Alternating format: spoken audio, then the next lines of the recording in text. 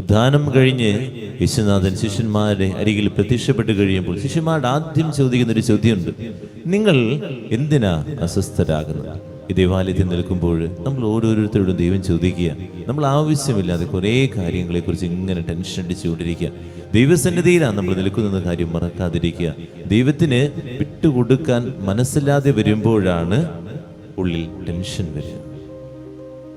ദൈവത്തിന് നമ്മൾ സമർപ്പിക്കാൻ മനസ്സില്ലാതെ വരുമ്പോൾ എൻ്റെ ഉള്ളിൽ തന്നെ ഞാനിങ്ങനെ വെച്ചുകൊണ്ട് ഇങ്ങനെ അതിൻ്റെ പദ്ധതികളും പ്ലാനുകളും ഞാനിങ്ങനെ ചിന്തിച്ചു കൂട്ടുമ്പോഴാണ് നമുക്ക് ടെൻഷനുകളും ആകുലതകളും വരിക. നമ്മൾ ചെയ്യേണ്ട കാര്യത്തിലേ ഉള്ളൂ, എത്രയും ചെയ്തിട്ടുണ്ട് കേട്ടോ, നിനക്ക് ഞാൻ സമർപ്പിക്കുന്നു എന്നൊന്ന് പറയാൻ മനസ്സുണ്ടോ? നമുക്ക് താല്പര്യമുണ്ട്, പക്ഷേ നമുക്കുള്ളിൽ നടക്കാറില്ല.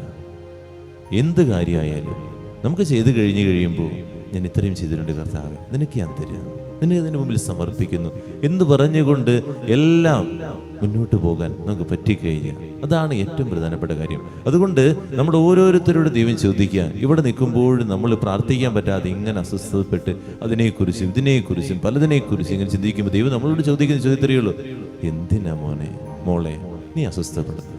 രോഗത്തെക്കുറിച്ചാണ്, മകളുടെ കല്യാണത്തെക്കുറിച്ചാണ്, മകന്റെ ജോലിയെക്കുറിച്ചാണ്, വീട് പണിയെക്കുറിച്ചാണ്, പുറത്തേക്ക് പോകാനുള്ള കാര്യത്തെക്കുറിച്ചാണ്. നീ ടെൻഷനാകല്ലേ, ഞാൻ നോക്കിക്കൊള്ളാം. പ്രാർത്ഥിക്കാം, ധ്യാനിക്കാം.